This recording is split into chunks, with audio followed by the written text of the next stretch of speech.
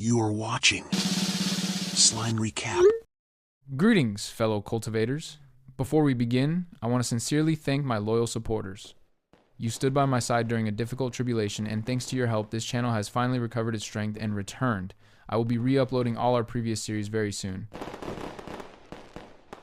But for now, let's not waste any more time. Let's step into chapter 99. Before Ayin could realize what was happening, Snakey jumped at her with his maw open, crashing into the ground with great force. In a single bite, he tried to swallow her, gulping her down and trapping her within his belly. Hante was being pinned down by Elder Shu, and this woman was only at the peak foundation establishment stage. So he had decided to catch her off guard and strike first. But suddenly Snakey was shocked as Yin began disappearing into thin air, flowing out of his mouth like mist with some strange technique. So he decided to hide back underground to see what was happening. Yin then materialized herself back again, demanding the one who had ambushed her to show himself again.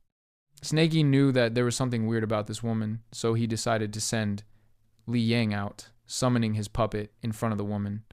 Yin was surprised to see that Li Yang was still alive, but before she could say something else, Li Yang began casting an illusion.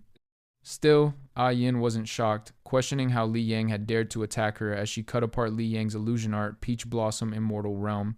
Saying that the effectiveness of his illusion arts had dropped significantly, Yin observed her target more closely and realized that Li Yang was no longer acting under his own will, but had been reduced to a living puppet. She quickly deduced the mechanics of the situation, questioning aloud if a practitioner from the puppet sect was secretly hiding in the shadows. Concluding that this hidden puppeteer was a threat, she decided there was no need to leave any of them alive. Sensing her killing intent, Snakey immediately retracted his control strings and called Li Yang back to his side. In the same motion, he deployed his offense, sending a swarm of ethereal snake spirits charging directly at Yin's position. Yin caught sight of the incoming attack. Harboring a deep hatred for snakes, she actively refused to let them touch her and immediately began dissipating her physical form into the surrounding air. The snake spirits lunged, but their venom attack completely missed, passing right through the empty space she previously occupied. Observing this, Snakey was heavily irritated by her sudden disappearance from the battlefield.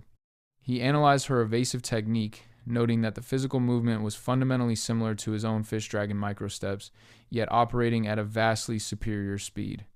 The evasion was so absolute that it appeared as though she had instantly shifted her physical body into another dimension entirely to bypass the strike.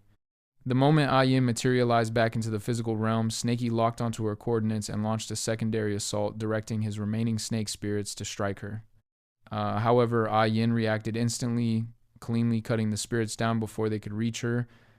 As she dispatched the familiars, she issued a verbal challenge, demanding to know if the mastermind pulling the strings from the dark was still refusing to show themselves. Her momentary distraction provided a critical opening. A lingering snake spirit launched a stealth attack from her blind spot behind her, managing to tear away a piece of her outer robe before being destroyed. Witnessing this precise interaction, Snakey realized the core limitation of her technique. At the exact moment she executes an attack, her intangible figure is forced to briefly solidify, to interact with the physical world. He concluded that her dimensional evasion functioned exactly like an off-brand version of Kamui. Capitalizing on this newly exposed vulnerability, Xiao Cho launched himself into the fray. He intercepted her while she was still tangible, delivering a devastating, solid punch squarely into her stomach. Snakey was genuinely surprised that Xiao Cho possessed the combat awareness to notice the brief window of solidification as well. The sheer physical force behind the mountain-moving sect's signature punch was undeniable. The kinetic impact caused Yin to writhe in immense physical pain as her body was launched backward, crashing violently into a nearby stone wall. Observing the destructive power of the blow, Snakey acknowledged just how much Xiao Cho's martial prowess had grown in such a short time.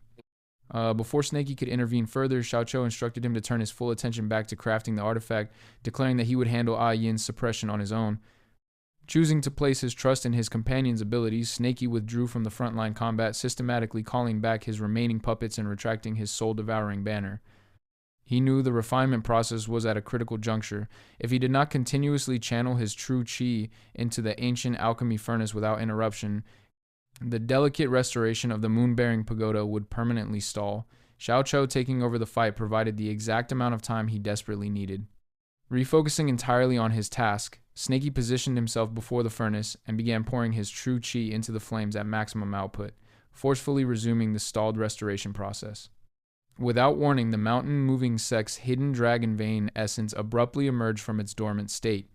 Snaky quickly analyzed the reaction, theorizing that the sheer volume of his true Q had actively drawn the dormant energy out.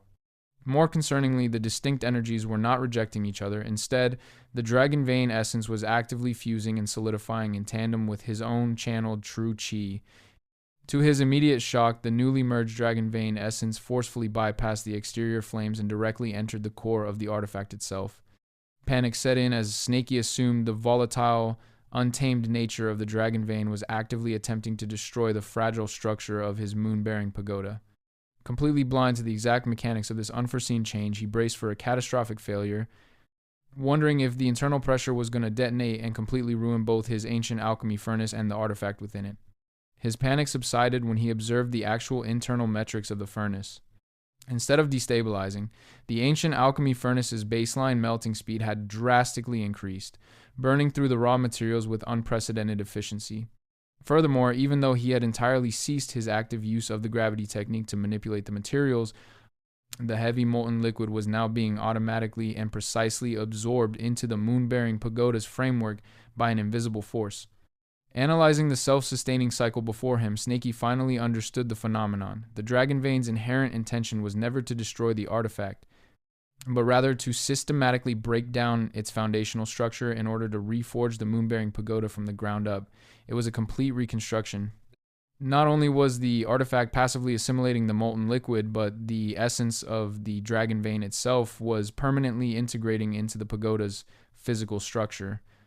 Watching the unprecedented mutation, Snaky couldn't help but question what tier the moon-bearing pagoda would ultimately achieve once the process concluded. While the forging process escalated, the battle between Ayin and Xiao Chou continued unabated across the room. Having recovered from the initial strike, Ayin engaged him in close quarters combat, demanding that he state his full name for the record. Refusing to entertain her formalities, Xiao Chou simply told her to call him daddy, instantly following up the taunt by launching another heavy punch directly at her center of mass. Yin explained her personal code of conduct, stating that she strictly maintained a rule of asking for a target's name right before executing them. However, given his persistent disrespect, she declared that today she would make a permanent exception to her rule. She vowed that not only would she execute him without a name, but she would also ensure he was subjugated to her ultimate, most agonizing punishment before he died.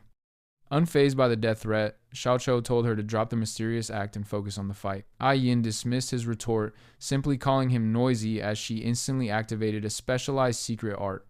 By locking onto his internal vital signs, she managed to perfectly locate the exact spatial coordinates of his heart. Without closing the physical distance, she raised her hand, clenched her fist midair, and bypassed his exterior defenses to directly crush his heart inside his chest. The abrupt and fatal internal strike left Xiao Chou completely shocked as his body seized